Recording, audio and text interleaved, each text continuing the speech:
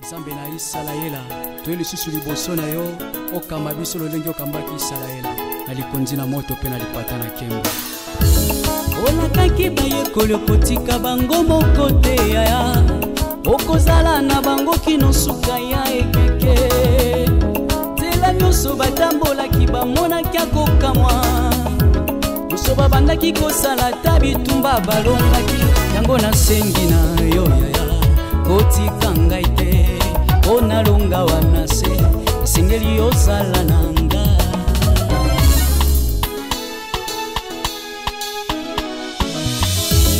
olakaki bayekoli okotika bango moko te yaya okozala na bango kino suka ya ekeke tela nyonso batambolaki bamonaki akokamwa nyonso babandaki kosala ta bitumba balongaki yango nasengi na yo yaya kotika ngai te onalonga wana se esengeli ozala nanga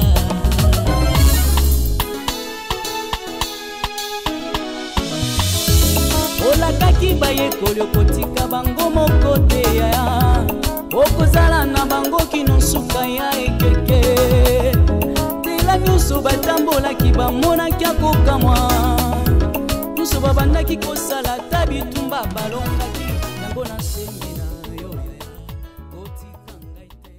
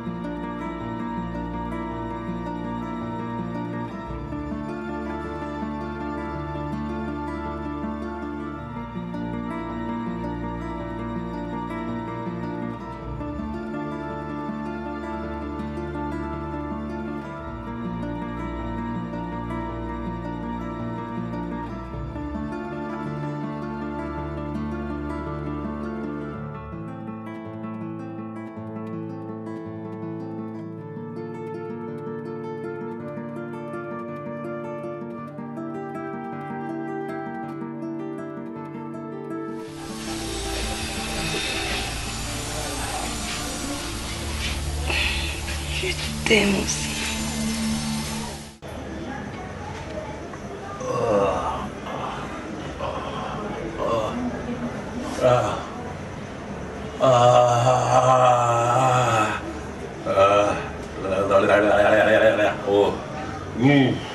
Ça c'est la vie.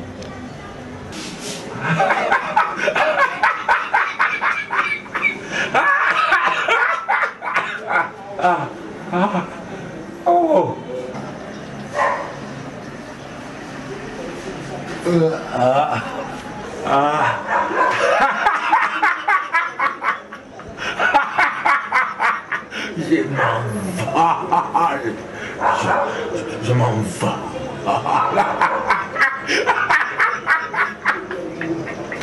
Oh la vie, je m'envole au paradis. Oh, oh là. Ouais. Ah.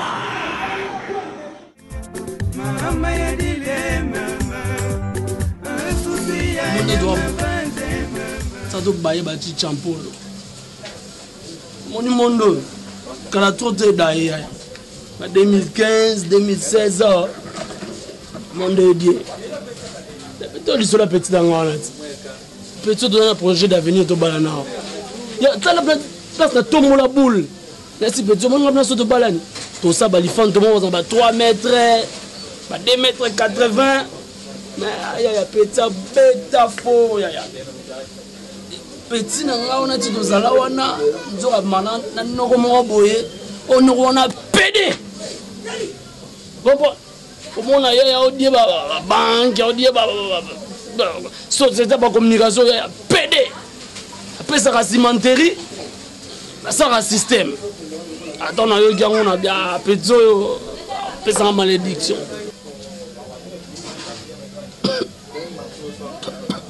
Ya Moni Apocalypse. Abatanga ba Bible ba Apocalypse c'est le bien. 15 jours Apocalypse 100 combien. Ba bien na kala tout dans fin du monde des hommes. La sauterelle, la lion-part. Moi, je lion-part, moi, je damé. Campagne. Les gens appellent rose, pétrole, on a salié galette, damé. Campagne. On a baillé champagne, on a pété ça, on a baillé. On a Bible, on est le bigué. Tout c'est plus là, on comprend. On a un garçon de valeur. On a un bête à 50 niveaux. On comprend. On a bête à 50 niveaux. Si on dans la voiture à maille, on a boulant, on la voiture à maille. On a des sens, on a ça à maille. On comprend, hein? Donc. On met la gâteau. Mais comme que ah tia kango Ah, ils sont dans zolo. les ala ka bien ah Vous avez bien. tia boy les dodo yo sala nga bien Ngali ngala ngombe. na bien l'air to sala kana mboka na yebisoli kama ko l'air to zokola na bana kulinga mwana mwasi moko mingi na mboka Pambata. donc soko na moni yo na mwana mwasi wana textuellement yango mona linga kayo mingi Kukala na yitingo za kituku makasi ko. donc olongola kanga susi wana fi yango pena yebite bande ko nepe bazala kana mbongo ebele Comment les années? soko na bosanité comprenez za ka Sylvie Mampasi Yora na kombo mutu Sylvie Mampasi. moi c'est kitoko lokola yo Ngali kina kitoko. ngakuti mona nga ikolonga mona bana ko peso mbongo lambila kangai Mama boye. abanda ko lialo boko na yo Ngabi no ulamba te. Tala zolo kitoko Tumba kukuta na julu te. matamo tuko beti velo ko le ponji ko beti mwambate zo tenda bambata bulingwe zaka bongo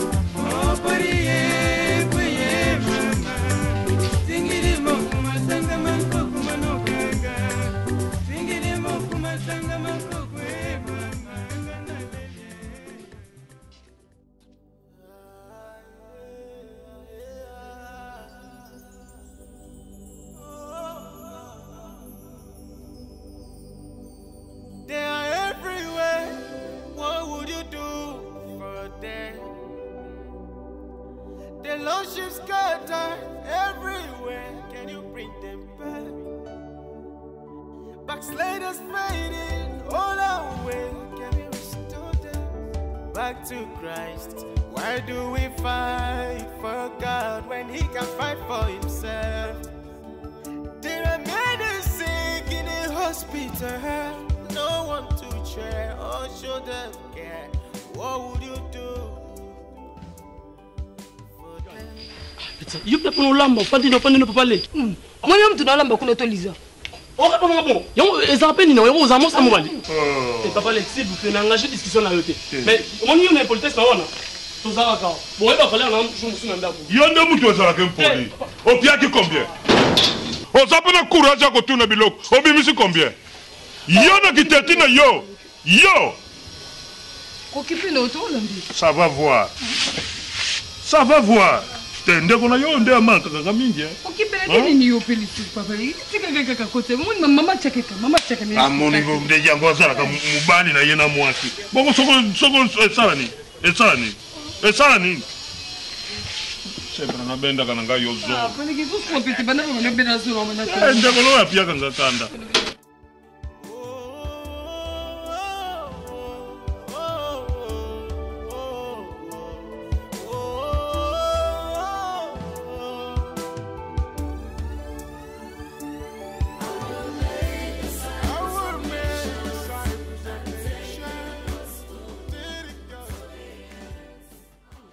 Téléphone quoi qui t'était? Oh, j'ai fait mon temps tu connais. Bon, il me t'a joué en hôtel. Et bon, il sait que le téléphone est un gars Megan. Ah, wana ngwale masame miango. Bon, j'ai vas à moyibi. Pour nanga na ya ananda kuna hibi ke jiva za moyibi. Okozwa yo wapi? Kotari na bakowati kuna. J'ai ba jiva za moyibi. Quand tu vas le bleu na ba kiti te baninte. Ye be téléphone est un gars, ya te mo ni le koza yeti comment ya kokozwa ngo. Akena ngo déjà. Wana. Kana banga kaye. Babiloko na manga na osepete na oze mami le soir na opesi rapport. Ngana oyebisa ngo mami lo. Omoni, ngazo ze l'appel très important comme même nga téléphone pour nga suka. Hein? Boya tuna kite. Le no peut pas appeler na ya besoin de. Besoin de.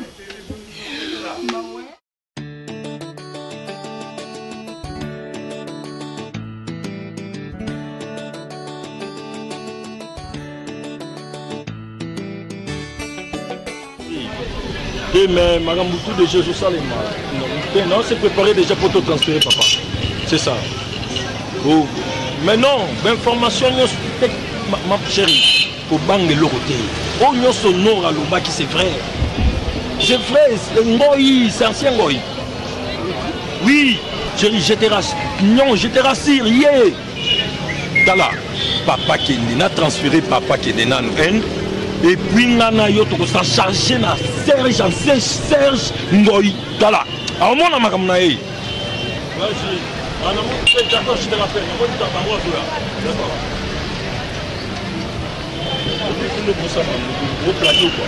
Tu viens faire quoi ici? Faire quoi? Tu viens faire quoi ici? Tu mets de pied, quel courage!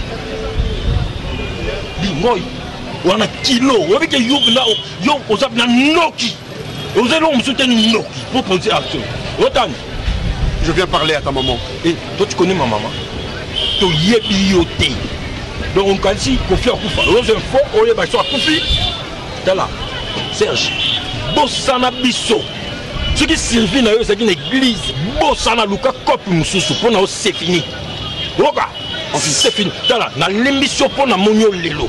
Mais qu'on sala sous, qu'on soit sous risque était. Je suis pas ton fils. Na peki sort des jours ben nga mwana. Je te dis. Na peki sa yo keba. Je sais que okuta ina Magi azoluka mutunanga. Kangamba na yo, Magi c'est qui? Magi. Au créer une histoire, scénario. Tala moi non ebiso. Doba ndoko tu yo lotawana qu'un jour moi devant chère l'église na biso. Yo télémotea na ebiso. Eza ndoko tu ya baba bien. Wa ndoko pene ya mabelota. Merci beaucoup. Et puis na interdit yo. Yoka faut kende. Tala na quoi iso tala.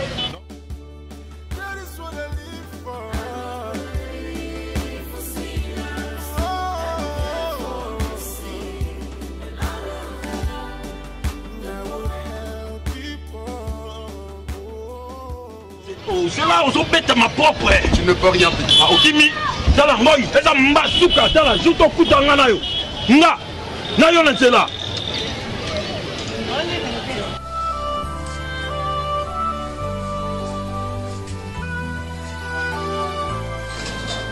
Moi, il y a un téléphone en aïe. Pesa. Alors, si vous avez un téléphone, tu as un sim. Pardon, j'y vais.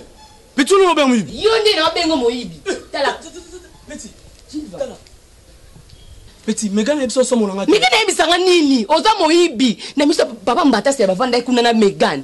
N'a que sous la téléphone en charge. Ouais maman au côté. Oui, il téléphone en bimo kena. On a mal écouter téléphone en tête. Oza Moïbi. Pesa téléphone à tala. Ni yo qui la sonne. Quand non non.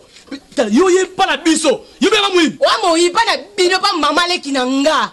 N'a pas la droit ndako pas maman le kinanga. Ouais Moïbi. Muté pas la bino ka 3 jours maman il téléphone. Yo ka sonite. Ba mon mobile bien na nzela ola ti bien wa Moïbi. Yo zela. Kala mingi. Demo sur gifleur. Yo gifle ngai. Wa Moïbi pesa téléphone nga gifle ngai. Gifle ngai. Oya ya zoba. Ko ki zengi. Ouais ki na tika ote o pesa nga téléphone ngai. Tout ça là, o pesa téléphone na to pesa. Non, Lisa. Non, t'as dit ma tira. Yo ça ngai. C'est biso yo comment même c'est. Maman le kina ngai. Tika ina. Apesa nga basini na ngai. Tika ina. Attends le mot vraiment. Gilles va talangana. Yebisanga vraiment que yo Gilles va yo temto yibi téléphone. Le téléphone hein. On a na mabondeli. Gilles va tika pa wanga na katu. Zo wanga na bondela. Ce qui est na lobby minute, c'est parce que na mabondeli. Gilles va no pas no bato yebi que oza moyibi même te kono e kala mingi te soki 3 jours à pamba. C'est qui va encourager. Te encourager nga ni oza moyibi. Non pas ndako bebisa réputation ngai. Bana yiba dongo atami sile buika ngai. Tout que la chaîne nationale pour ça en publicité. Yo kufa muno ko polele ndo zana. Ngala masala. Okoza be masala ngate masala moyibi zela mama milo aya. Okotika moyibi. Zela mama milo aya lelo. Téléphone nga soke bimite. Mama milo na pese ka rapport. Pe tant on sa maman o ya sima. Ni o regretter la vie. On va la qui ça.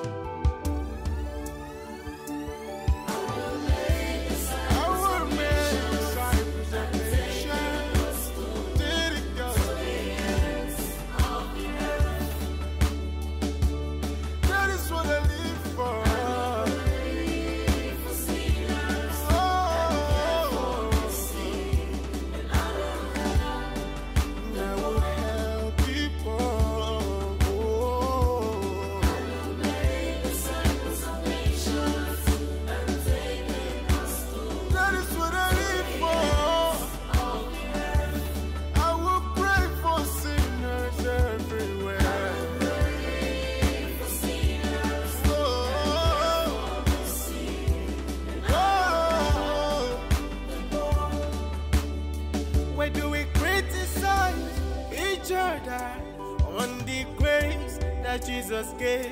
The gifts are different from same God. Why don't we understand? Let us go deeper in the realm of the Spirit to understand. What would you do? What would you do for them?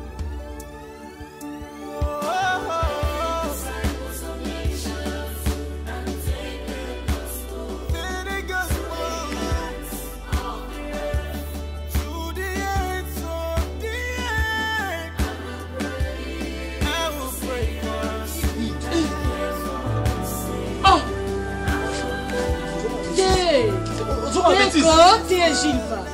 Et ça la copie est pas de kono basi ba finga ka.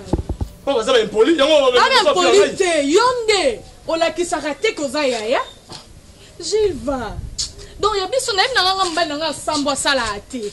Donc ndenga mobali ya bima ta tango ba ke oluka msana ba chanter yo ko sala ngote.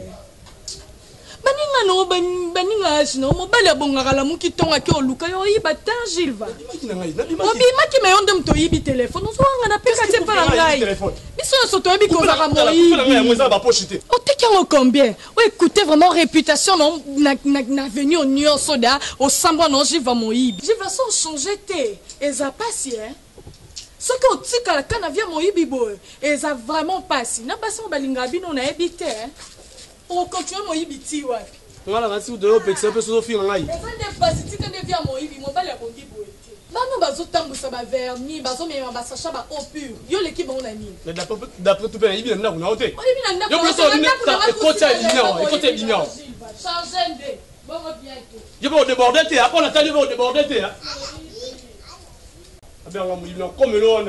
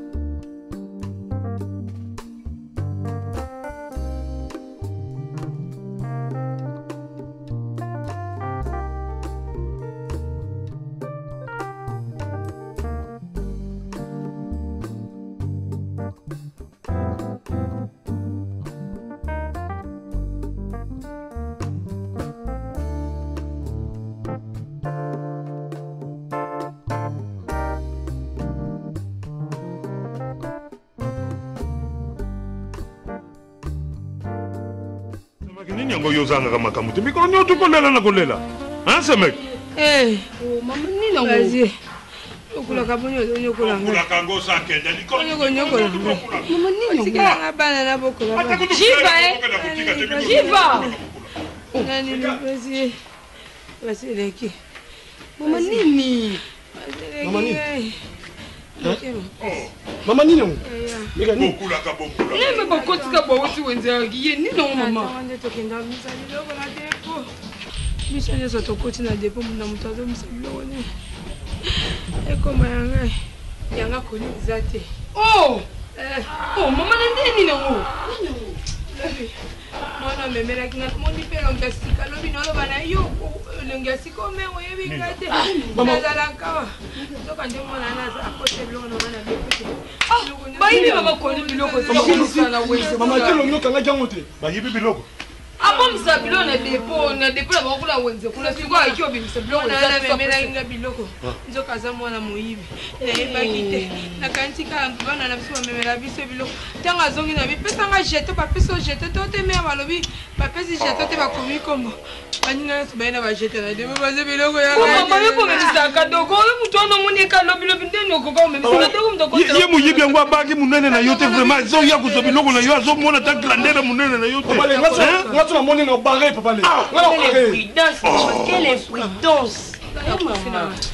Calme-toi, maman. Ye muyibi fana nzela na to somba biloko bokoko bataba. Ya ke ko yiba va. Ah je la bongo. Dépendez ce que vous faites la police est à la la police est ba esiko ba mosa ba jewana. Woni makambo pas no ba uchi braza. Ba mo mosa ba jewana. Même ça repérer non ça les faux maman. Ba ça les faux. Te bana braza. To sala fona kati ya ndako kaka wa. Papa le bon ça ya sen maman. Eloko nini yo so yibile la biso yena ngotaba yibi biloko mama. Yo peke no kuluka bataba na basoso. O yibile biso. Maman papa le comme sous ngai. Biloko za normal maman. C'est que peut pas complice na yo. Oui, pour na kati ya dépôt, ba tu n'ont pas tia biloko. Parce que nous sommes ya maman na yo. Maman ta ibi maman nga sala ko. Sikutu kusana. Biloko abo maman na esa ko fuko priaka. Ukenda ke église te tamakambo zo komela yo.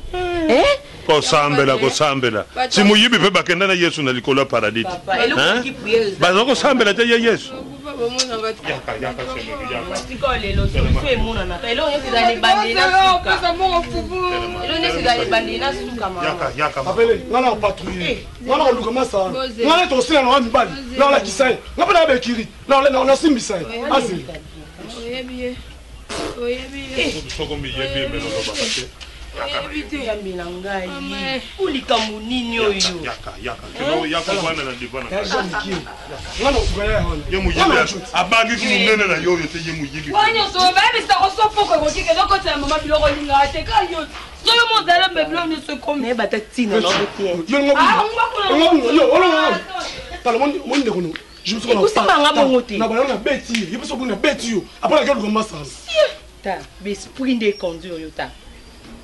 Non, il batté. Allons, Lingana. Non, le banoté, ils ont mis limon des acats. Non, on y est batté. Mais enfin, amour, qu'est-ce que tu fais ici? Nanda Kotio A. Sentinelle lui, venez ma cala, pire venez à pena. Mais enfin, tu viens chez nous en culotte. Bébé. J'ai pas le choix. Tout ça, tu l'as une semaine, non, mon hôtel, non, ça. Oui, mais aux a la chance. Parce que mes parents sont très sévères. Bolingo, non, les bolingo. T'as qu'un homme, mon anti. Oui, bien, on a tout michai. Moi, parce que non, coupe tout bête, tu m'as solo, on a été là, mon agouti. Non, pas angelos. T'as pas beauté, beauté, quand on une semaine, mon agouti. Tu as bloqué un quota. À ta père, à la caca. Vu à la pire, on n'a pas de quota, à caca. Parce que, affaire, nous, mon anati, n'a louco une semaine. Vatik, tu sais très bien que je n'aime pas ce genre de langage. Zéla, Tala, moi je suis chrétienne. Je suis une fille issue de bonne famille. Tu comprends? Non, sois un homme. Sois un responsable. Sinon...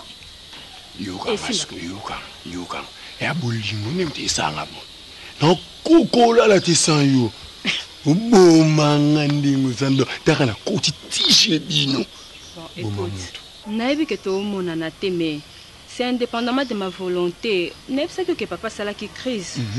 Voilà, donc toi c'est préparé, toi me mène à Inde. Donc bon me mène à Inde. Donc yopé au dit Inde. Mais bien sûr. Une semaine quand on regarde bon Inde. Cinquantenaire ils ont allié mais même ba dispensaire na biso ezali bébé. Vatik, je ne vais pas traîner là-bas. Na aucun doute à la mon na aucun jour moko na koka te bo oyo ki Inde siko bominga. Non, mais la té. Té très bloquant na bébé. Non, mais la té. Je te dis déjà que na o mais la té. Ok mangate, o sanga de ki mangana Inde. Arrête, ngako ata poto kutu na linga te bongo Inde na bien sûr na kita mikolo za pona yo. Mais so sali ya blongo na raisonner na bébé ebi. Non ça pas le fait. Kende hein. Et puis mi konyo tu yo soko tu likambolika kaka kolela bokulaka. Bokulaka sa kenda. Tika yenze da kenda azwa kimia na yesika sana sama bele. Biloko ba yibi yo bien sûr. Mais ba bomi yo mutute. Est-ce que bakati yo maboko? Hein ça mec? Na nyonso to zolelela kuna ke fale to somba bataba to somba basoso tika ngona ke responsabilité na ngamoko na zwa ngazima wana kolela ngoli susute ngamoko na kubunda poto bongisa pe bano ya biso po soko to tikika ka bongo tilelo kutimi wana ndenge senga ka kefo to sala cérémonie ngana tia ke lika ke ndengo zo kende ko zo zonga to bomba mwanda mbongo to somba biloko wana mais le malheur jamais fait seul bake bayibi yo susu biloko likambo te ngamo ko nazwa responsabilité na ko débrier kaka en tant que mwana mobali na lugela yo pe moi quelque chose ozongela zandu ozonga mkoni dans pas longtemps. Ah bon d'accord bébé je te laisse au Kenya mais promettre ngaka ko ozonga na ozonga pour nanga yo simba na bien ça bon non c'est là bébé d'accord na otikila ani bisou mon gars otikila bisou mon gars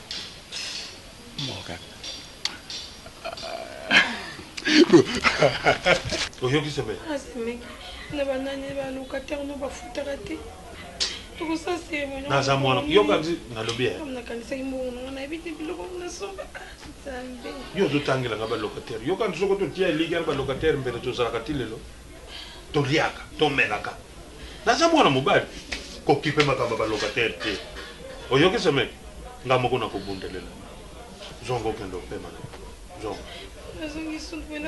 nalobi nakolukela yo desini nakodebrie okozonga nozala kende opema na yo olalela awa unapema kelela bana na yo vraiment pasi mpona nini vraiment famille oyo ekotikala kimia mokolo nini famille oyo bana maladi osala likambo boye pasi ozongisa boye pasi vraiment kimia mokolo nini tokozwalaka te liboto kolela te seme nga moko ndenge nayebisi yo nakosala effort okozonga zandu biloko bokoko wana nga moko nazwa yango en charge oyoki pema na yo mosu nazwiloma yo me makala ngo mai ya bana bando pelisa epela te osombe makala te izatika nanga okuno no pelisa za ba voisine batiki banda mundamu nazwi bongo izatika tapa vida ele kanango ino yosizana bandi na suka nango izali ma chérie dali obiki niveau Gilles va wanga na kitona tunaki papa téléphone nga yibaki obuna oki somo Gilles va boni boye ngana moyibi yo moninga isaninga nzoto malili nese ku mama mamilo nesika ke nyonso nasa nini mama na ngai nakuna tente na expliquer qui est Gilles va qui est Megan ba famille no fana lopango oyo kapea somo makambo eza na kati ya lopango zono ndeko na mwasi ana très impoli vraiment amona mbana nge lote papier kutu bien mon pépé kutu batbacha ngoka mon pépé ya mona pamba nge lokote Gilles va wana no moyibi munene donc nana tona bando expliquer au te que Megan azaboe Gilles va zaboe omo lopango mobimba mutumala mukapa mbata siala bon papa nozula mukana tongo yaya lokuta komboleli lopango mobimba ata salite to kuta ta biscuit te sacha biscuit te oni kane no tia bolo na kota ndako no bima salite za sute méfie-toi des apparences. Maman tika, la question coûte na se méfier na papa na sali 2 ans et demi na katanda ko yaya. Mais quand tu as une bonne futanda ko mais quand on a une bonne futanda côté. Tu sali 2 ans et 6 mois yaya. So zena mapango mususu mbengala mbana to telenga na leo na balabala. Grâce à papa na kanda fanda kana. Na mona no papa malamu lokwa ete. Yona obanzamba longola ta mikolo te pa batu mususu bakisela ka papa na po biso to fanda ka na ndako. Yaya. Na eso na biso ndenge liwa kwa Megan na kufa. Undima te. Mama na betela nga masolo nyonso. Yaya, mutu muso monika aboyi. Ozo sengile ba mikolo. Mais na kata mutema nzamba ba pourquoi mutema za na carte. So mutema za la leti liboko na yaya. Mais to kima na mweka mninga na msiko kimi mbango. Elonga na yebiso kaka. Bondela kaka. Otaka ba prière. Na ba prière nde okomona nzamba olakiso miso ya makama mususu oyo kutu. Donc wana ko kanisa ko teke koza bongo. Nzamba bando fungolo miso. Prier kaka lukelo nganza mpo ba difficulté nyonso ya kolokota makalo. Esila. Au concert comme ils sont na gocho. Kwa na yebiso ke na lokote makala ko bangela. Même pas na lobi bongo te na peso kaka exemple te. Comment c'est possible ko lokota makala pour langue. Yo mona te isa bilo mombo isa caché quelque part. Na prière ndi ndibati. Mona, oya na tible. Papa ngai. Comment on a Lisa papa. Yaka maman. Yaka maman. Lisa. Mon on appelle ça là makala. Faut Non, Combien de ça maman? Bonjour papa. On aime ça quand on est là. Attends, ma solo na bino. Na pas un conseil. Ah papa, pourquoi on peut ça conseil ngani no autour na nga. Voilà, moi na mayele. Na moni bino na bino bana, So como zo solo la ma solo na bino ko tia ko so batata na kaka, Nyo surtout bozo solo la wana. Na zo yo kana. Biso to lobi na yote. Yo mwana na. Ya Chantal. Chantal. Ya maman Milo. Ah, sema kana nga yo mukolo. Yonde mwana ye. Ngamone. Tozana yona kata lupangwa. Kotanga kakombo ya papa pamba te. Biso to tangi kombo no te. Mpo moni lupango yo nyonso tu vraiment. Nyonso tu esala makawa. Jamais ko koleka ngali boso tu na semanga na yeba te. Soko masolo na bino bosolo la kana ndenge na bino. Kende malamu, Merci papa. Kende pema na yo, Ça va, merci papa. Zoruba.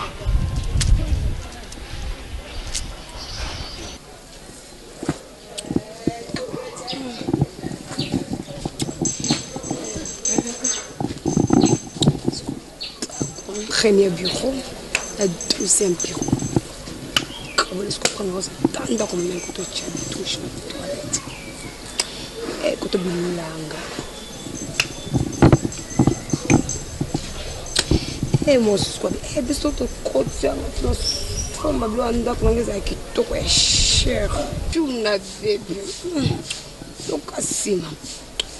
Nga koto nga veranda nga koto ela nte veranda neza koto jamais service ka bana bamendo sakana ebitumbe pantuana mobali kwa ye ezani nango yo Georgette to ka point mo nga se mozo kende ko pundi se bongo on ngi skuna benga lo zonge pala bino ete yamta banda kinga mwana sko mbala ye no asimba mama biso ndo simba mama biso to ko bebana la makasi au bout de ça tout ça la police fait aller parce que cabot fait bitumba fait que la on fait ce que lobby dans cabot comme il pense que c'est chambre là c'est salle la chambre là luxe qui tout côté télévision et ventilateur ce que prendre vous cause lampe la foufou melinga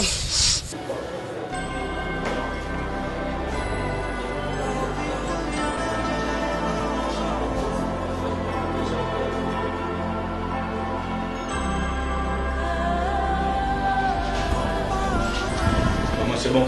Oui, nous avons ce local. Voilà, j'ai tout. Donc on peut partir. Tout ce que tu soit tout retiré bon et à transfert. Tout retirer en haut et puis on te vient par mon tout. Je dépose ça. Mais donne-moi ça. On parle.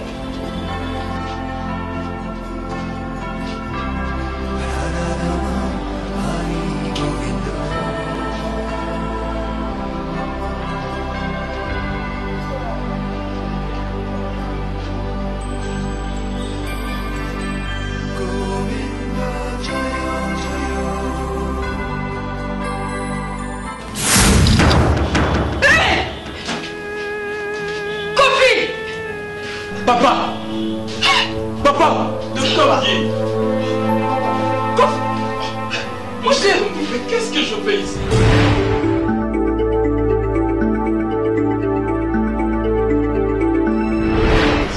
C'est chez nous.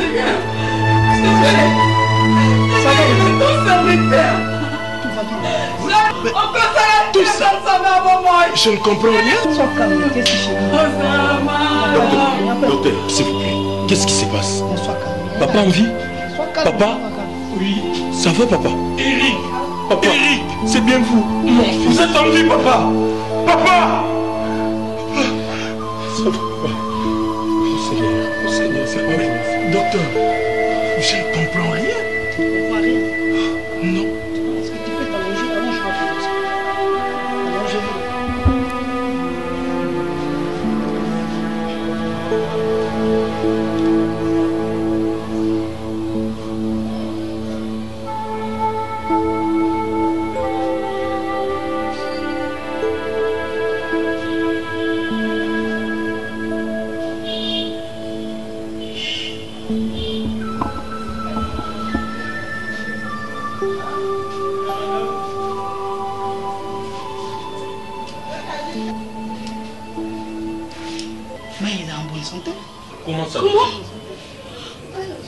Qu'on fait en bonne santé?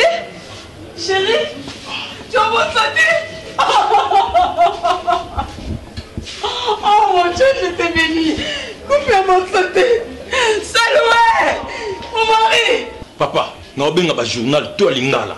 Bah journaliste, toi, il y avait internet, bah ya. Sango, il faut une conférence de presse, l'église. Faut te prendre Sango, mais non. Papa, où est la résurrection, papa? Mais nous, la Christ, Mon chéri. Oh, Président. Ça fait combien de temps celui-là? Un mois, papa. Chéri. Un mois. Un mois? Un mois. Dans les comas, un mois. Papa, tout le monde a coquin qu'on dit que tu peux. Papa, c'est toi, papa. Yesayo. Papa, non, on va sortir mon simayo, c'est toi. Papa. Oh, non, c'est pas normal. Et justement. Papa, il y en a eu sur l'histoire. Mon chéri. C'est pas ça. Sandra Zawad. Qui tu m'as colonisé? Ça fait longtemps là qu'il s'est menacé. Non, papa, arrivé na yo, il faut 4 jours à convention à l'église. 4 jours, il y a convention avant Yozon à l'église, 4 jours. Bah, tout va faire, il faut pas la mouka. Ça, c'est la résurrection du Christ et de Kofi. T'aimes-moi. C'est pas normal. C'est pas vrai.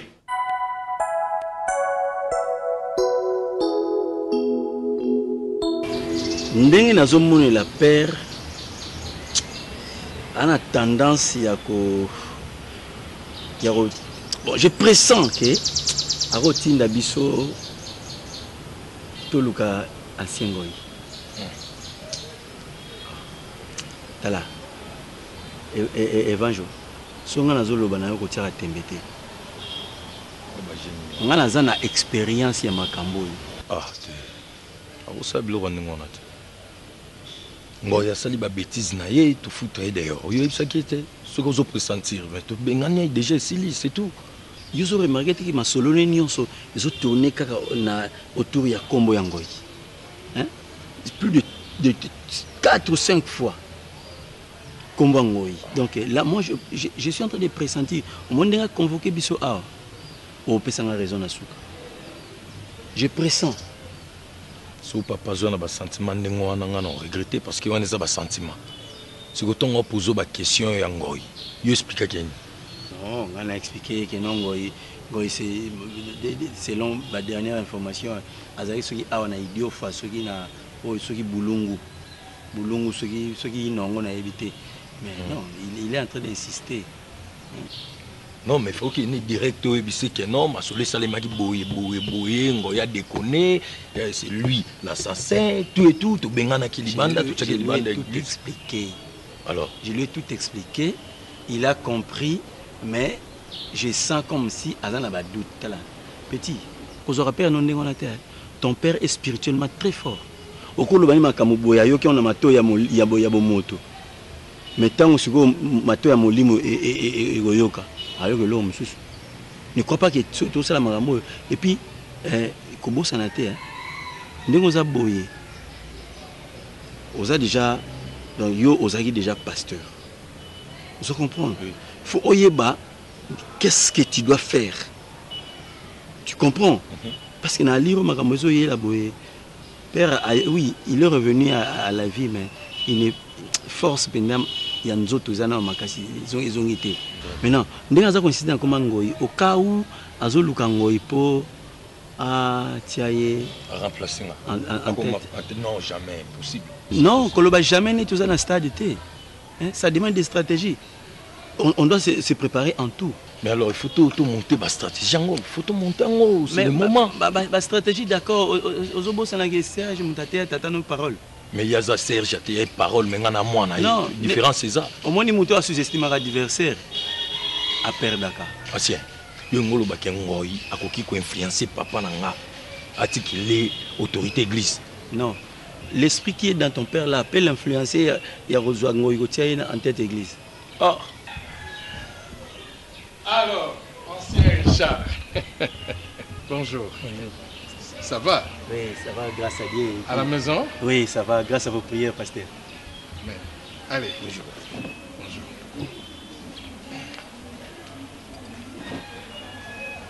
Prends une chaise. Ah.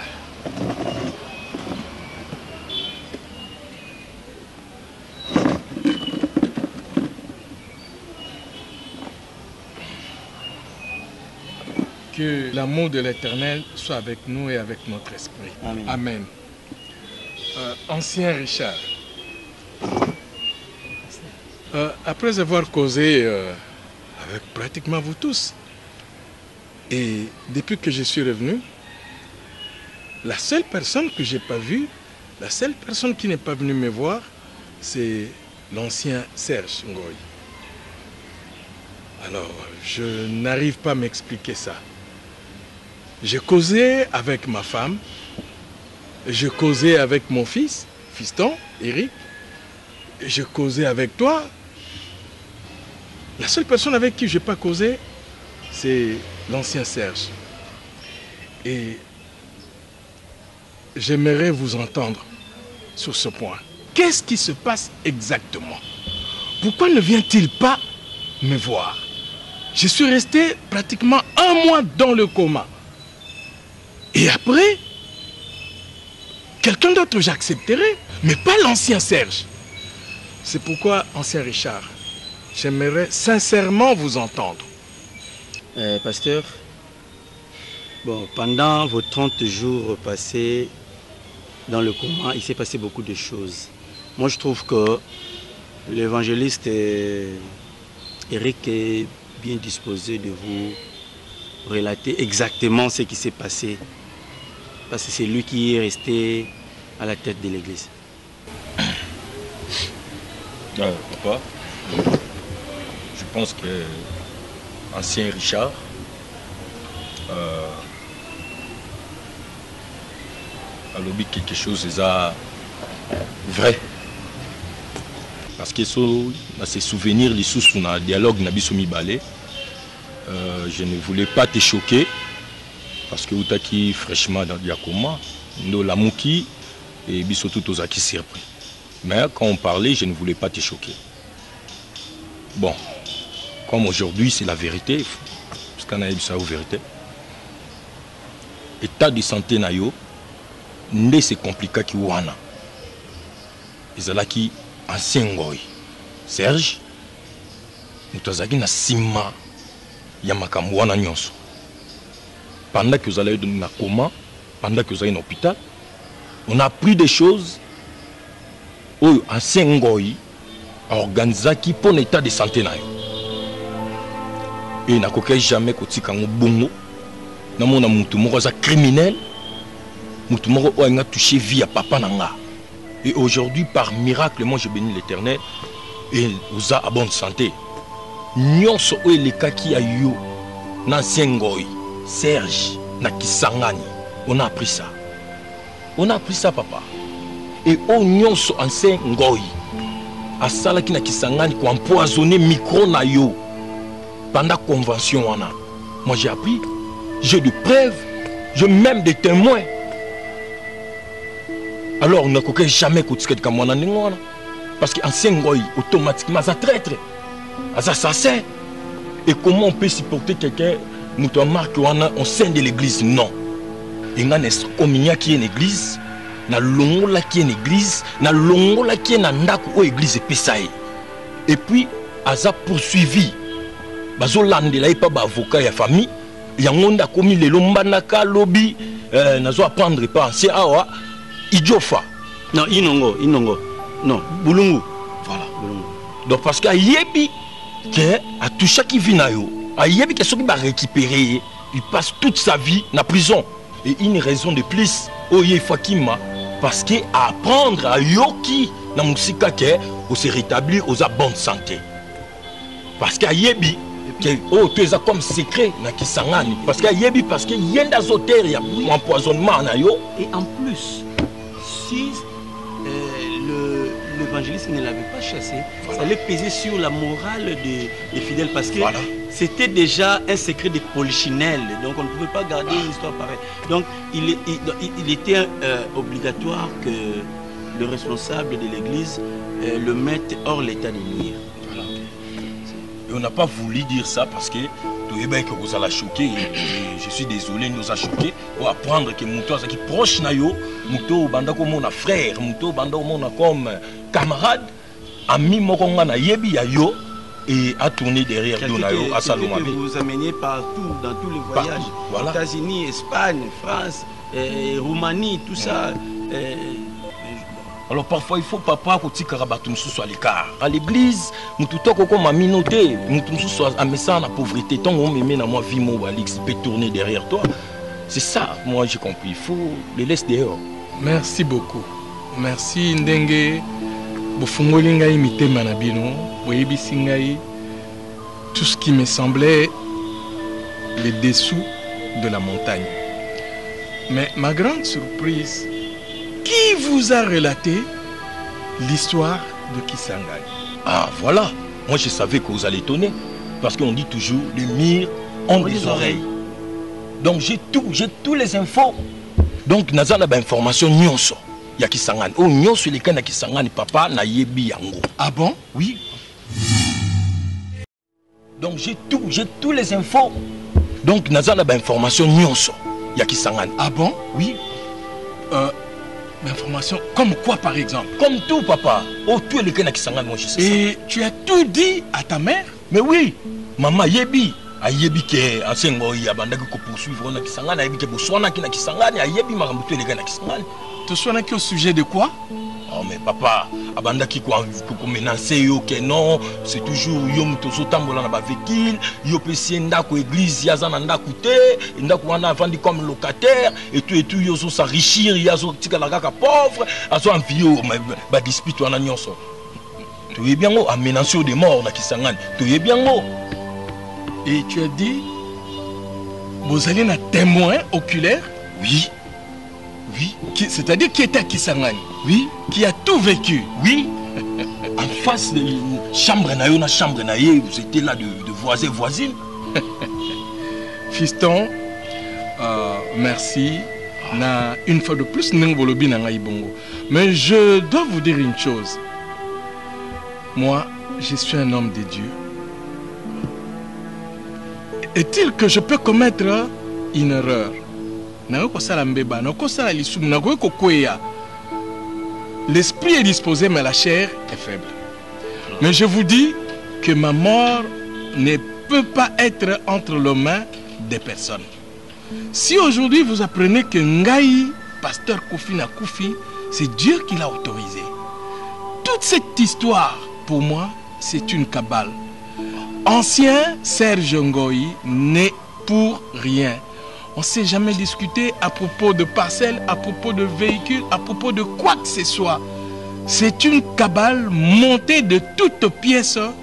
Et tout ce que je vais vous demander, de pardonner la personne qui vous a raconté, ou les personnes qui vous ont raconté tout ça, parce que je ne suis au courant de rien.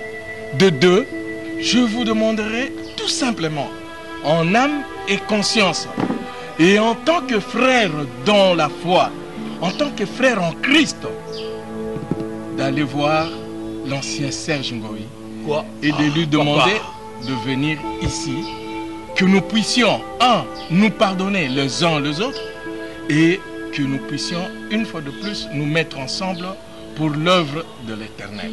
Ancien, est-ce que je comprends ma papa? Namoko papa, moi-même, moi na vandina sengo in hôpital. Il a confirmé que vous discutez qui a Kisangani. Mais papa ça a un problème, papa, donc papa il faut se reposer alors. Il faut se reposer parce que normalement papa zo. Merci. Merci. Ancien, na yebisa ki mais biso skoto lo mwa pour aller chercher fiston. C'est quoi comme histoire papa? Fiston, je dis et je le répète. Ancien Richard, je dis et je le répète. Na mandaté Bino Bokendo Koloka, ancien Serge Ngoï, Boyanaye, je veux le voir. Ceci dit, je vous remercie et Bokendo Koloka, je me retire, je veux me reposer. Non papa, on n'a pas encore fini, mais... Fiston, je dis, je veux me reposer. Mais ça fait mal à pour ça. Merci. Ça fait mal pour ça, parce qu'il n'a pas accepté la priorité. Ancien Richard, mais quelle histoire? T'as pas bleu papa Zolo? T'as pas histoire papa Obeta? Aux années, les a commandé ça lié boye et bébé c'est mon tout quoi.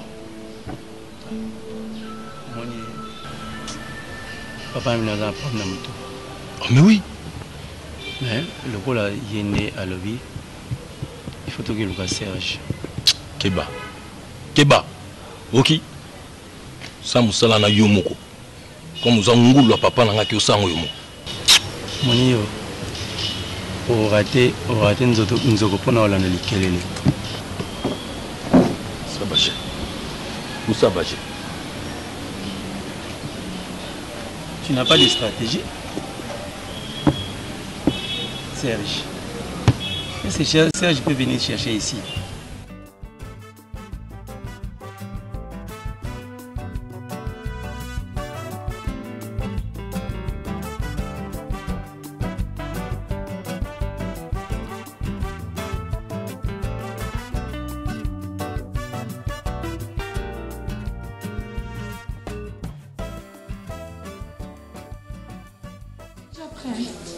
Oui, je vais partir.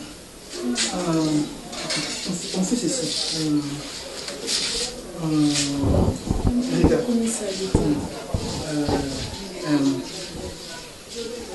Tu prends ça, hein? Débrouille-tu avec. Fais même le bit du bout. Avec ça, ça peut aller, non? Quand on 1000 francs. Quand on m'a mis le coup d'air, comment on l'a pour la épice, chaque jour, on a qu'un autre défa, comment on sait qu'on a Coca-Cola, quand on 1000 francs. Écoute, chérie, aujourd'hui c'est un autre jour. Tu comprends? Hein? Aujourd'hui c'est un autre jour. Les loups vont foutre ta vie sur la sortie. Moi, on fait ça même bon en provision. Tu as provision, tu vas manger à ta faim. Tu comprends? Maman pense à l'épingle, pour chaque jour, on a qu'un autre c'est là-bas, on a bilo, maman, comment on l'a? Bébé, il faut m'encourager. Il faut toujours m'encourager que chérie, vas-y, ça va marcher. Je t'encourage. Hein? Lilo, oui, tu viens Lilo. Lilo m'a cassé, Lilo.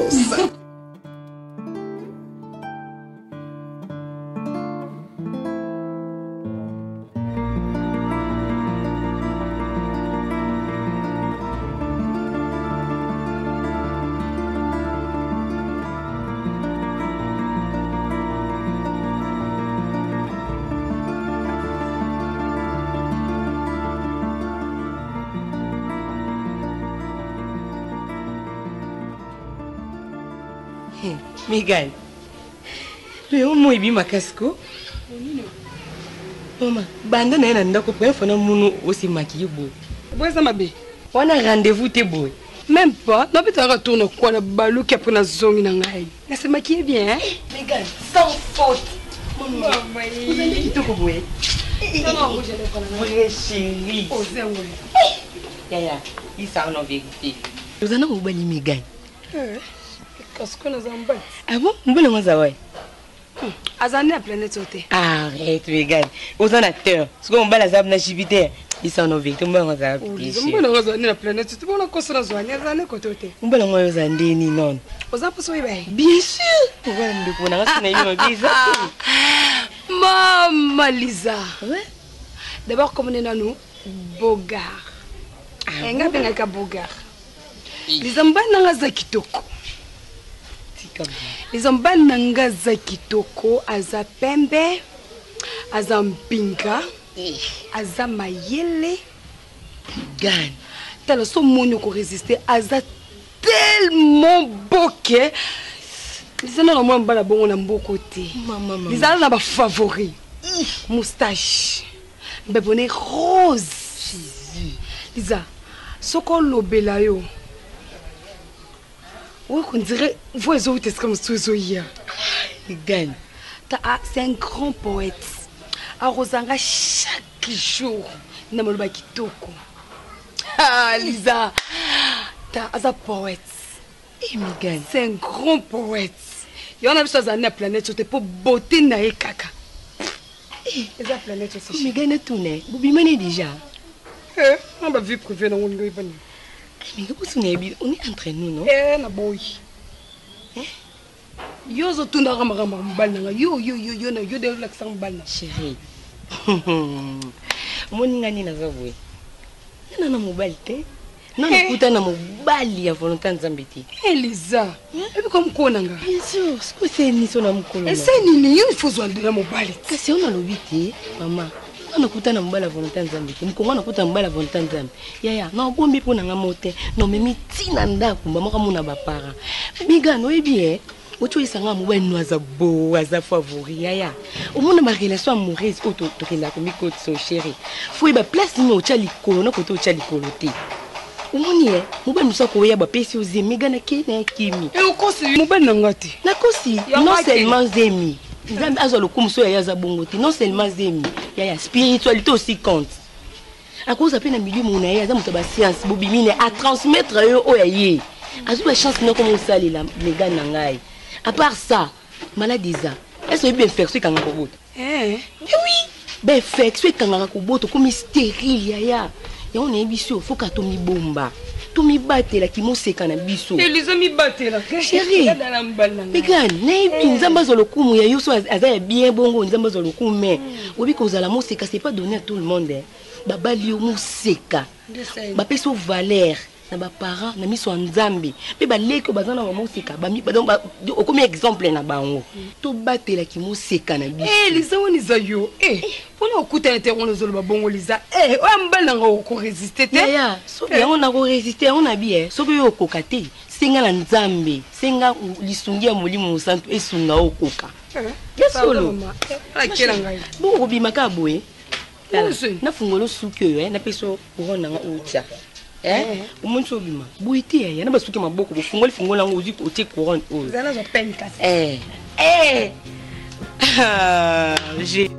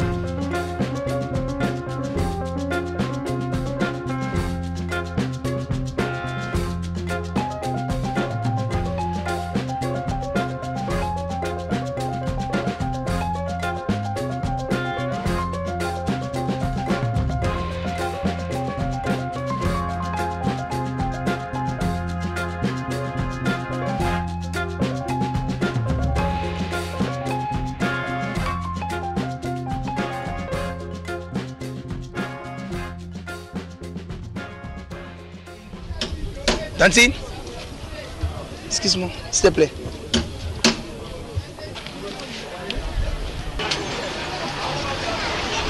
Bonjour. Bonjour. En fait, je suis Jérémy Matondo, artiste et peintre. Na moni ozo de kana na pays na biso de na sepeli ko ebana yo. Kombo nani? Yo comme na Megan. Megan. Megan Dembo oui. Ah OK, je Megan na sepeli. Fana kawa. Oui, nazala kawa. Oh, OK. Non comme intéresse mon bois de boisson na melaka sucré. On y accompagner nga. C'est pas grave, je suis prêt.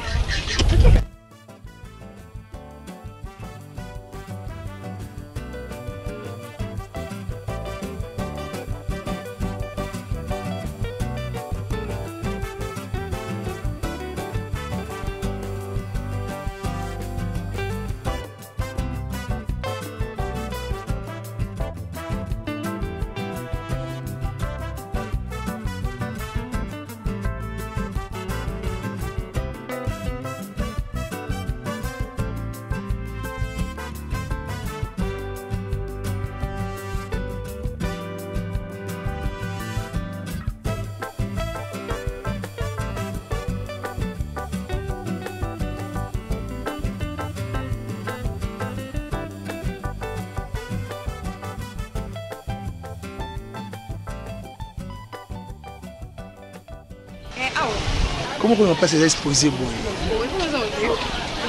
Eh bien. On peut prendre boy na mono bien, faire bena na mono bien. Boy na mono André.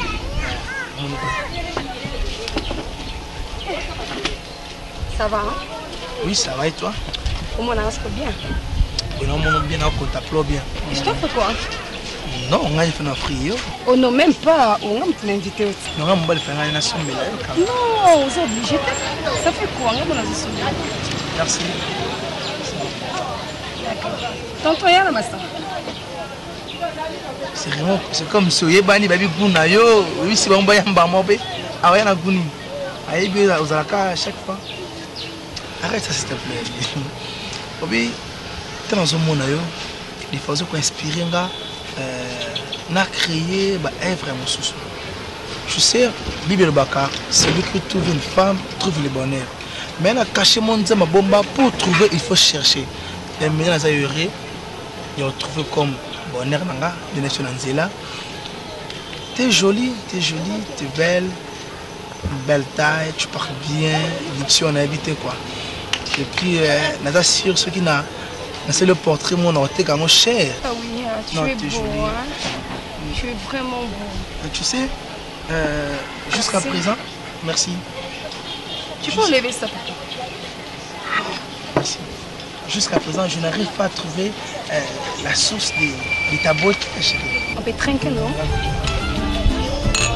À la connaissance.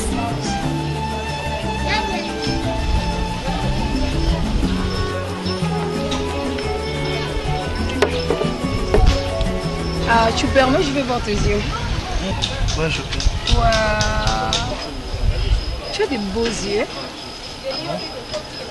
Tu as un joli nez. Merci. Et Kokanelo Inayo. Arrête ça. Même forme, maintenant nous connaissons. Vraiment merci à ta maman. Maman Mireille Mato. Tu sais, dans un monde, c'est comme si déjà Bolongo Nabiso était sali à 3 ans.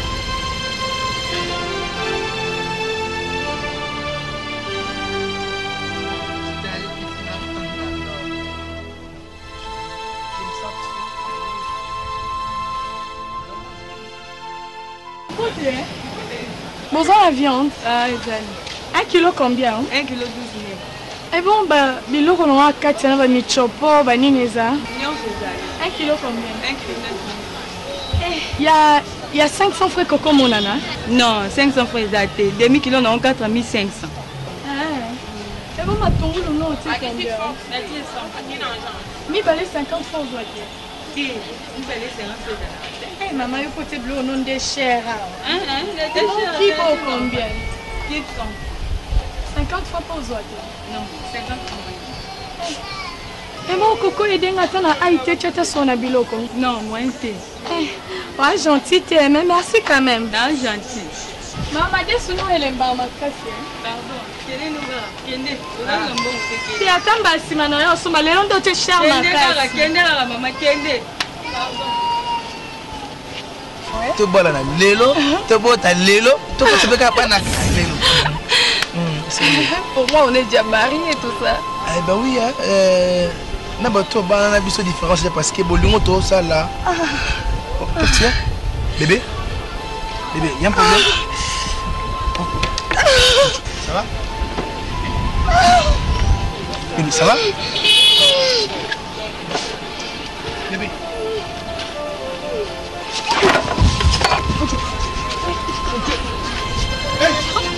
Il y a quelqu'un.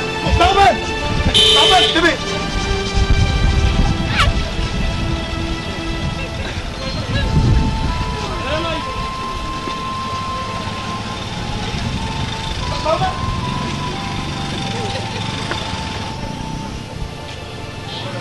Barman.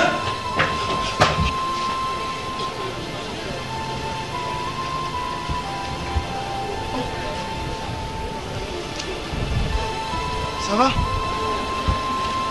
Hein? Au Benaka? Non, c'est un accompagné. Est-ce que je peux t'accompagner s'il te plaît? Toi qui es Natikayo.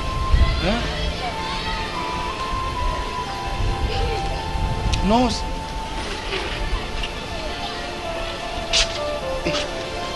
va?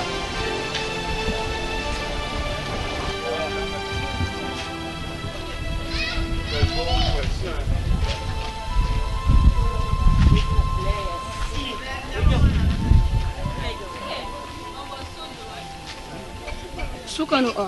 On a que Tiko Titandako, non? te papa na bisuka ate suka we silongo ngamu ko to pa suka c'est bon kasi bon yo kasi moi oza moment bon akisa là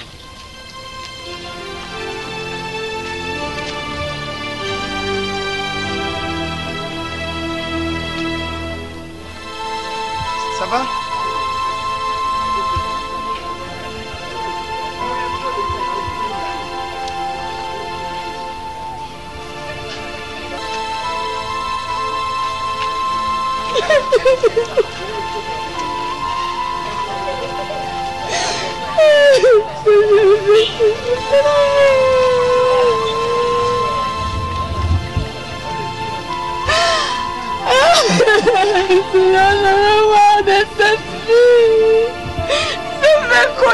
Seigneur, pardon, je n'aime pas de cette vie.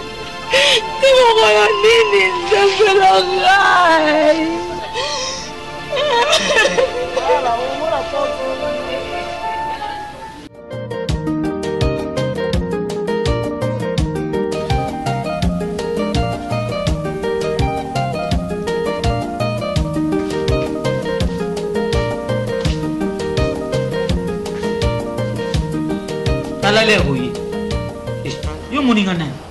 Mais excusez-moi pour le retard. Mais je suis en train de mais Aluki Lionel, Amunieti. Petit à l'âme, pas Kenyos. Ah! Parce que le gars Simba, pas Kété, non, quoi ça. Mais on était pourquoi? Et comment on était bien au table dans la cabine Mbali? Mais tout ça était l'île. Bon, Balar Nanga. Et ces hommes qui nous ont posé. Et ma cama posé, y a terre. Na pe sakaka marchandise, na pe sakaka. Na soli, na boss, na mère, abi matière, kamuna. Donc, il y a foutu ça, mon sous, mon petit ne mon bazar, nina, la guitare. Donc, on ça, mon sous, et abi 3 sachets. 3 sachets. Elle a pris un ara. Mais pris un ara, qui est tout, il faut diminuer. Eh, marchandise, on les a recherchés. Ce qui a boyi à Fanda. Pas client basé belé. On a grand boss, mais. Grand boss, ça s'en fout à moi, faut l'arrêter. Mais tiens, tout le monde, les gars, 10%, tu peux s'y bord. Là, les yeux, ça, on déjà mis. C'est belé petit. 5%. Tu as 8, mais. Bon, 7. Il y a merde, 7. Il y a merde. Grave, d'aller là au fort, merde. Ouais, bon, les alites. Ça, même les gars, t'as demandé aussi. Mais, bon, vrai bord. On est loin, petit nanga. On met que la moi. Autant la place aux totalités. Oh, est-ce que ma boss va t'assigner ma yak? Est-ce que tu vas te la binoter? Ah, mais, regarde, là, oui.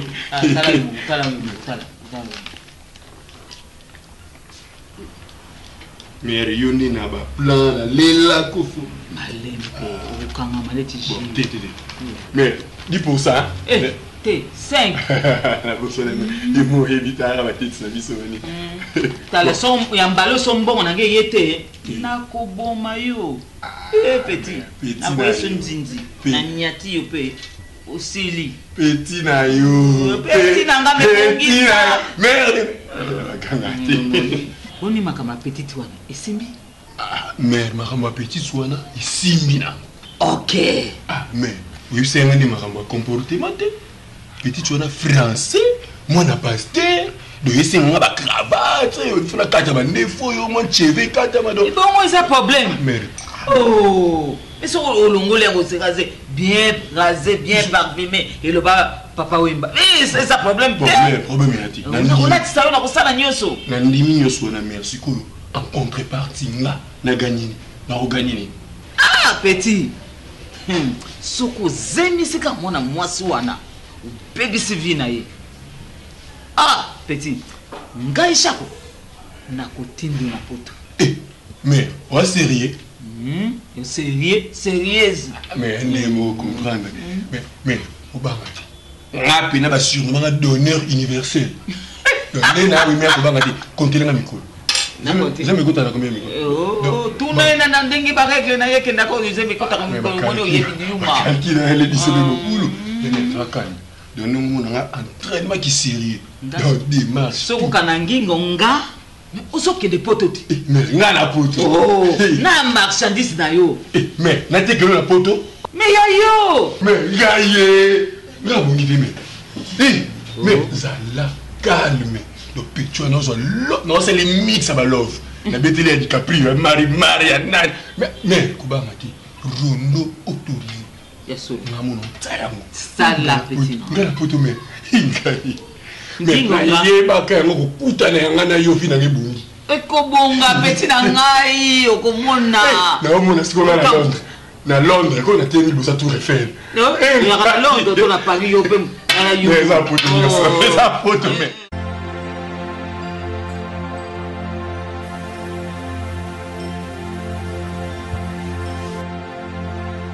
Je ne peux pas te prendre comme ma seconde épouse.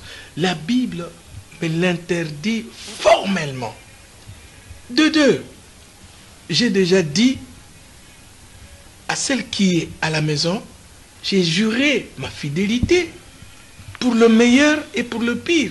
Et maintenant, ce qui n'a vu les sous maman, non. Kofi, dena na komi pakaboy vraiment. Na kolinganga. Hein? Maggie, Kofi, moi je t'aime. ma visite aujourd'hui auprès de toi, prends ça comme une dernière chance pour toi, au reconnaître Jésus comme étant ton Seigneur et ton Sauveur. C'est lui seul à qui nous devons confier nos vies et non à deux êtres humains. Même si je t'avais épousé, on allait se séparer.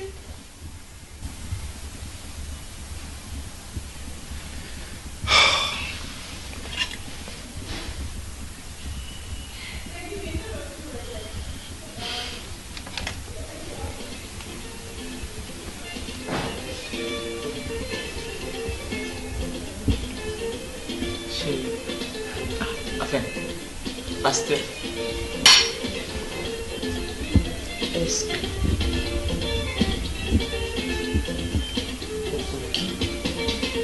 ça n'a pas la suite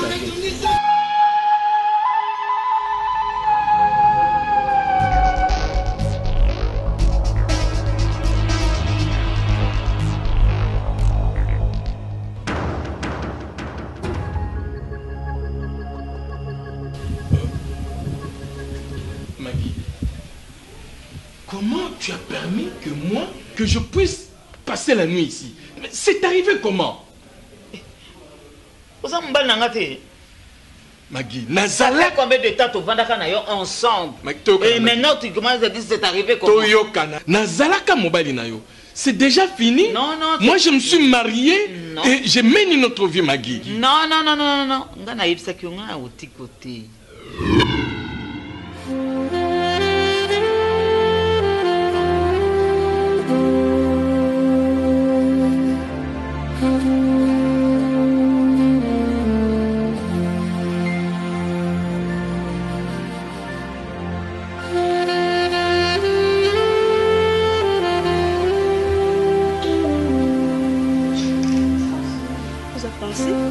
Non, ma chérie, au contraire. J'étais en train de remercier l'Éternel. Vraiment. Tu sais, tu n'as pas droit à reconnaître n'importe quoi. Chérie, Tika, c'était pas facile pour moi de te voir. Il faut glorifier l'Éternel. Oui, bien sûr, mais je ne voudrais pas qu'un jour, au côté sous na betawana. Oh. Il faut éviter de penser, peu importe le problème, Zalakayo.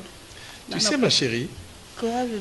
Quand la Bible dit qu'il trouve une bonne femme, trouve le bonheur. Et pour moi, le bonheur, c'est toi. Waouh! Comme veuve avant l'âge. Non. Nzambaye bien ko salangote. Ako salangote. Nangala ndimeza ngala banzama c'est injuste pour. Mais tu sais, ma chérie, à plusieurs reprises, moi j'ai prêché le pardon, j'ai prêché l'amour. Et il faut savoir pardonner, il faut savoir aimer, n'est-ce pas? À plusieurs reprises, je le fais. Oui, bon, c'est ça la vie des chrétiens. Merci. Alors ça... La vie à chrétien, ils ont pardon. Parce que nous sommes le modèle du Christ. Amen. Et on a tindi les enfants, ancien Richard, na Eric, Baknolo Kangoyi, Aya, comme ça, Tomeko Solola, vraiment en famille. Qu'on puisse oublier tout ce qui a été dit, tout ce qui a été fait, tout ce qui a été dit en tant qu'enfant de Dieu. Chérie, ngoyi penza mutachili au poison, aluki mutuna yo. Hein, chérie? C'est une histoire montée de toutes pièces, ma chérie. Écoute, bébé, toi tu peux pas servir l'éternel sans ngoyi. C'est quoi? Hein? Et si Dieu l'a placé à côté de moi, n'a qu'au servir Yenzambe, mais accompagné d'un goy. Tu sais, Moïse, il a fait sortir les enfants d'Israël. Mais Nzambe a tchaki Aaron à côté de Moïse. Ma Bible, il faut à la prudence. Hein, chérie? Moi, je ne sais pas. Qu'est-ce qui te rassure que Ngoyi Aza innocent dans ma cambouana? Hein? Non, écoute, tu n'as beau y pardonner. C'est bien bon, Limbisaï, mais laisse-lui de loin. Aza la musika na yo, aza musika église. Au contraire, Dieu continue à me rassurer que Ngoyi doit être à côté de moi, doit être dans l'église. Je ne dois pas être le responsable de la perdition. S'il s'en allait et qu'il perdait sa foi, je ne veux pas être responsable de cette perdition-là. C'est vrai? Oui, ma chérie. Ce n'est pas une décision qui vient de moi. Du fond de mon cœur, non. Ça vient de qui alors? Justement, ma chérie, je voulais pas te vendre to sorola parce que j'avais à te parler. Et c'est un problème aussi qui me tient vraiment à cœur. C'est un problème qui me tourmente depuis un certain temps.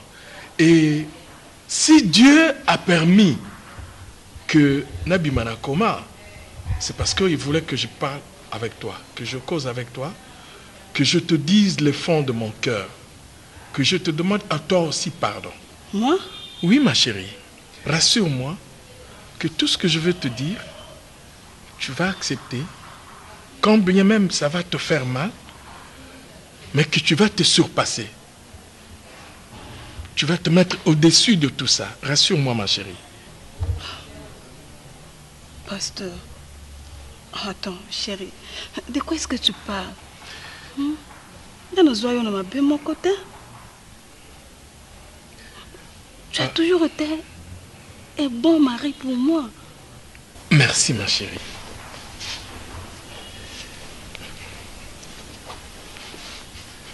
Chérie, quand je suis allé à Kisangani, j'ai la salle à Kimbeba. Mais une fois de plus, quand je suis allé à Kisangani,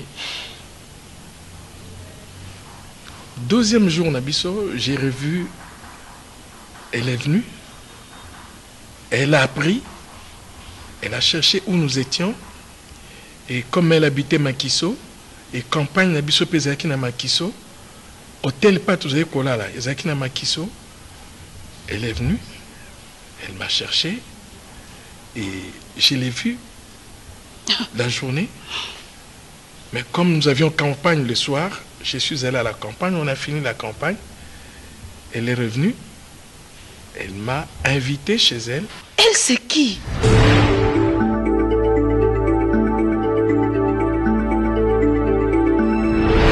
Tu sais, je t'avais parlé d'une certaine Maggie. Quoi? La femme avec qui je vivais avec elle quand j'étais à Kisangani, quand j'étais encore jeune. Hé! Kofi, ne me dis pas que la Maggie ou on a Kanisa. Malheureusement, c'est elle. Jesus. Et elle t'a invité et puis on répond. My God. Seigneur. Alors, va tout droit au Père. Dis-moi la conclusion. Qu'est-ce que s'était passé?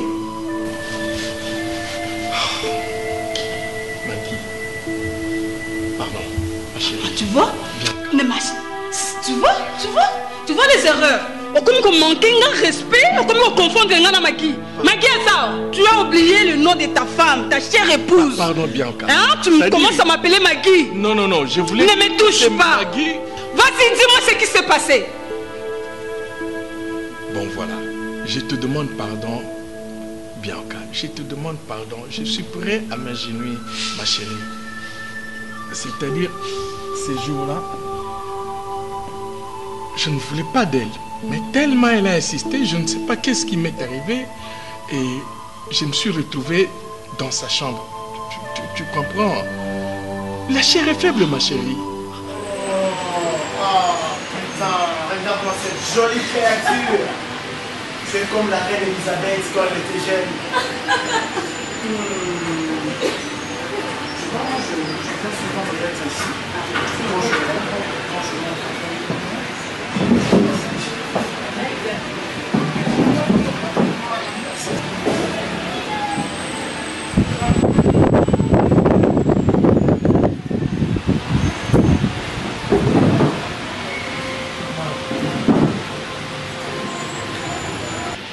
Pourquoi tu souris? En fait, c'est ta beauté qui me fait sourire. Tu es tellement beau, bébé. Je n'ai jamais rencontré un homme très beau comme toi. Sérieux? Si. Mais si je me rends bien que si tu veux vivre avec moi, ouais. Parce que moi je compte à toi. Je compte vraiment à toi. Jusque-là, ça se voit. Ça se voit? Ouais. Et tu le ressens en moi? Je dirais tout petit peu. Voilà. Chérie, moi vraiment personnellement je t'aime. Je t'aime au fond de mon cœur. Je te place là. Donc l'invité bébé, nalingi makasi. Nalingi vraiment parcours nangai, na salango avec toi. Et j'aimerais bien sûr permettre ngai coiffure na si tu peux un peu on s'est coiffé quand même. Parce que comme ça te rend trop jeune. Ralingoz à tonton, tu t'es bien habillé. Je t'aime quand tu t'habilles comme ça. Ça te rend vraiment responsable. Et avec cette coiffure, ça ne te va pas. J'aimerais bien que tu fasses coiffer juste pour moi. Et on y rendrait encore plus beau. Ok chérie, je vous ai écouté et je vous ai compris. Bébé, tu sais, moi je suis DJ. Donc Moussa Nanga, Tambola, Ramene Morona, la look et puis la mode. Surtout ce qui est dans la mode quoi. Moi je suis comme ça. Je suis à tout le temps en train de mixer. C'est une façon de gagner ma vie.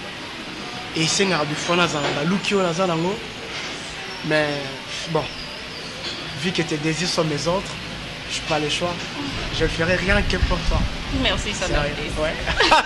Putain, tu m'appelles déjà Son Altesse. En fait, je suis vraiment très, très, très amoureux de toi. Je sais pas, tu sais, à chaque fois que je te regarde, j'ai la preuve que Dieu existe. Il fait tellement bien les choses. Il t'a créé exactement comme je t'avais rêvé. Bon, il faudra qu'il y ait des droits de vite. En tout cas, si on a Bengio Awa, c'est parce que j'ai des choses sérieuses à te dire. Ouais. En tout cas, sans te mentir, na lingi na zone likwela. Ah bon? Oui. Non! Tout sauf ça, Kofi. C'est pas comme ça que tu dois me payer. Tu pouvais le faire à n'importe quelle fille, pas Maggie, pas ton ex. Cette histoire qui date de 20 ans.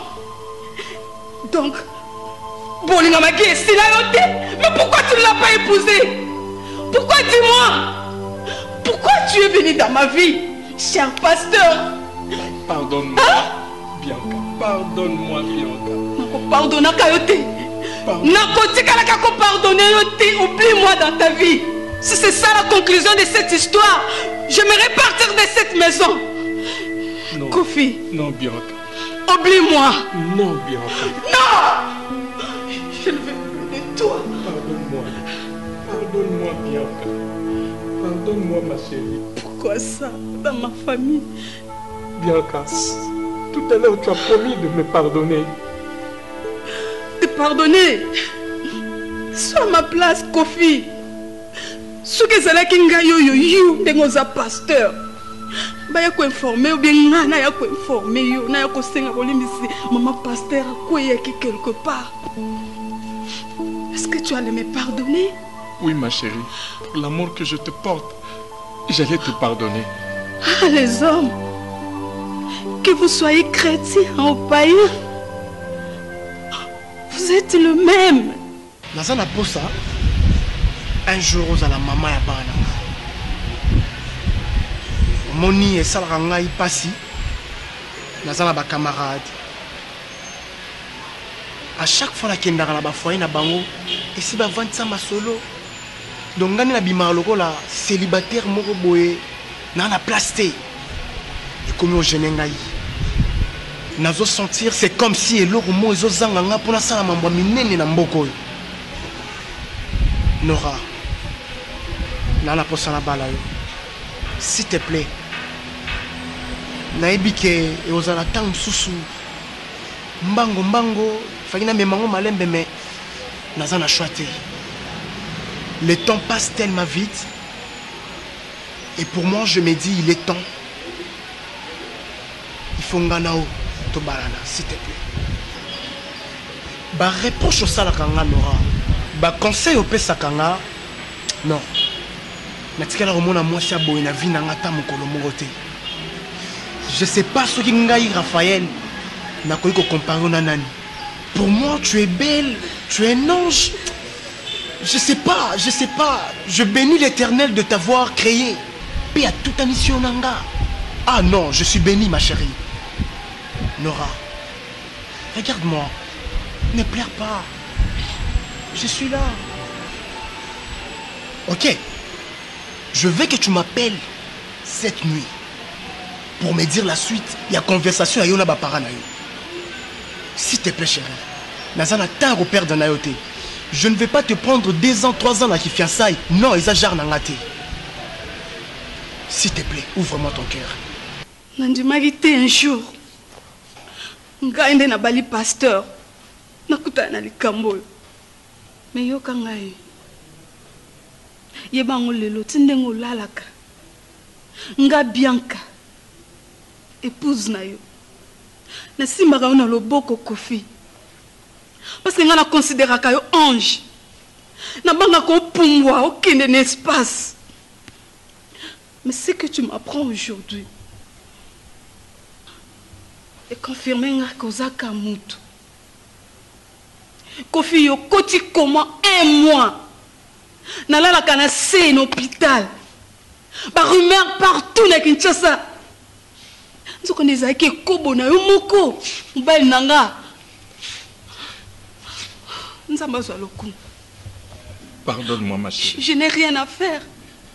Nakobimisa pe bolumbu no na balabala te. Ponga moko na osambwa. Pardonne-moi ma chérie. Pardonne-moi ma chérie.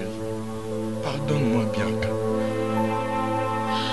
Kofi, c'est à Dieu seul la vengeance et c'est à Dieu seul la rétribution.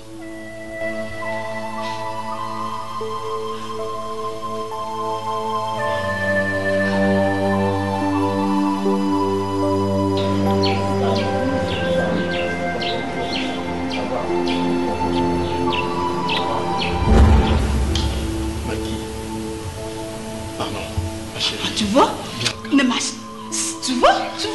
Tu vois les erreurs. Comme manquer un respect, comme confondre un Magui. Magui, tu as oublié le nom de ta femme, ta chère épouse. Pardon, Bianca. Hein? Tu commences à m'appeler Magui. Non, je voulais... Ne me touche pas. Magui. Vas-y, dis-moi ce qui s'est passé. Bon, voilà. Je te demande pardon, Bianca. Je te demande pardon. Je suis prêt à m'agenouiller, ma chérie. C'est-à-dire, ces jours-là, je ne voulais pas d'elle.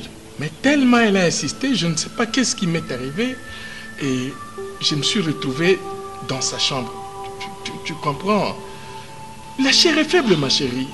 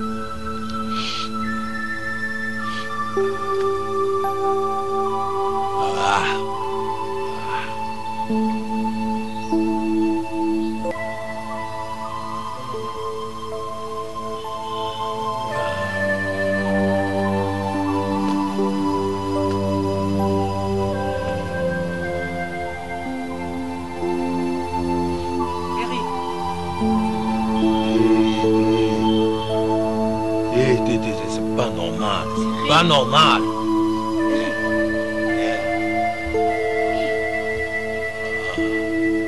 Olingo yebisanga que ozongeli bisaleli na yo bimelamela. Hein, Eric? Il faut comprendre. Tu comprends?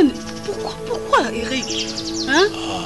Makambo pe ba memela ngo boye te Eric yo sa musala nzambe. Oza évangéliste na église. Hein? Même si photo blongo la ngoyi na église. Est-ce que na boye? Hein? Bisaleli o yango ndo izo sisa o crédibilité papa na yo. Mais je m'en fous. Yo lingi na loba no na langue nini Eric moi. Je m'en fous.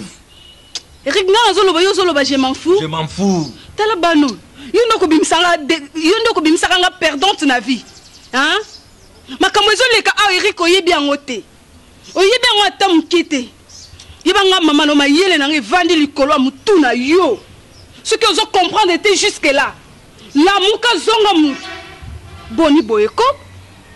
Tolingi to racheter ata moiton. Yo zongeli soko fumer na sima. Comme la badiamba so ba drogue so kinini. Mais pourquoi? Quand est-ce qu'on comme crédible yo? Pour confiance ni bo pesanga. Merde, histoire ni no beta. John ndo bebe sanga mutu. John ayo. Parfois on va na tabo John ayo. Abe sanga mutu John ayo. Mais natiki bakulu pour notre charge église. Je suis devenu responsable. Bolinga natika ni. Natiki toujours toi abandonné. Écoute. Mais yo ti nanga ke lukangoy. Vanda. J'ai tout abandonné moi. Pour moi, il répond d'église. C'est quoi ça comme histoire? Écoute mon fils. Nga Bianca na ko tika kata mukete ngoyi a gérer église douana. Même John Ozo bango, John ayo. Non, mère Ozo figure. Mère Ozo John figure. Non. Eric songa mutuko, songa mutu Eric. Maman. Hein? Tu dois te contrôler mon fils, j'ai fort confiance à toi. Nazonga ki mutu, j'ai gagné quoi? Maman, je deviens conscient à cause de papa. Je deviens conscient à cause de papa. Je deviens conscient. À cause de papa, il me dit de bêtises. Il est ton père de toutes les façons. Je m'en fous. Hein? Je m'en fous. Ça n'importe quoi. Yo, ça n'a droit de péter mon tout. Je te rassure, moi, ta mère, que c'est toi qui vas diriger cette église. Hein? Maman. Maman, c'est ça mon rêve. Soutiens-moi, maman. Soutiens-moi, c'est ça mon rêve. Maman, j'ai fait l'église. J'ai fait diriger l'église. Maman, c'est ça mon rêve. Tu peux pas y comprendre. Maman, soutiens-moi. Soutiens-moi, maman. Je vais diriger l'église. C'est ça mon rêve, maman. Soutiens-moi. toye lisusu liboso na yo okamba biso lolenge okambaki Isalaela na likonzi na moto mpe na lipata na nkembo olakaki bayekoli okotika bango moko te yaya okozala na bango kino suka ya ekeke nzela nyonso batambolaki bamonaki akokamwa nyonso babandaki kosala ta bitumba balongaki yango nasengi na yo yaya kotika ngai te onalonga wana se esengeli ozala nanga